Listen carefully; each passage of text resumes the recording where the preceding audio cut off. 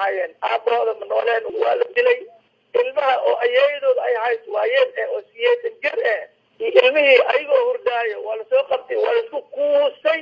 markaasaa waxaa la geliyay bulshabeeda kor laga saaray waa la gubay gaari dameerihii lo'dii kulli waa la dab saaray waxaasoo kale cadowtamin ilaa heerkaas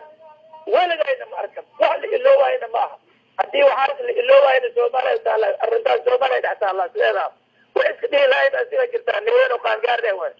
arrimahaas hadii ay sharci qabto ama diinta qabto amba muslim qabo amba gaal qabo taas waa la isweydiinaa sideeda ambo ilma agooman oo yatiim ayaydooda oo waayeel cid kale oo maqneen in guriga loogu tago haween siyeed saac bursumeed la saaro la gubo maca xoolihii la gubo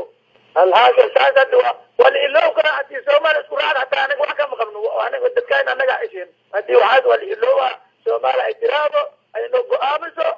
waa laakiin taas aniga in la iloowaay ma qabno laakiin waxaasoo dhan anaga hadda waxa waaye ummad ilaahay is abuurti cid wax ka qaadaysa male hadda mar kaluu madaxweyne noqday 4 sano kale ayuu dalku xukumi doonaa maxaad u jeedin lahaydeen arrimihii dhacay way dhaceen 4 sano sidee bay Soomaalidu ku kala badbaadi kartaa wallahi kullee bad waxa waaye heer wax kama dhibay shar tooqay maqashaday anaga sideeda baxsan wax kasta oo kusweena sideeda anaga la diyaarana wax kasta oo yimaado sarad liimaado وسوينا خير دولي مهدنا مسوينا متى أن متقانا عن مال وجيفنا معهن قلنا ومجيفنا فهلا انت سنة اسمات حكومية أنا وأنا هذا الدجال يحبس يقح يقابره متقانا أنا هدبه هدب عدمي واحد سينا متقانا واحد واحد بجر أنا إله واحد واحد هذا مجال دافع هذا دافعنا وعمر دافيس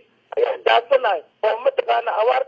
هايسو هي لمتنا قبل أنت أمتعي أيها لمدناي وطبك سوبارها سمانتا أيها لمدناي تاس أنا قد ما ننكم إيدين لكن السيجار أهان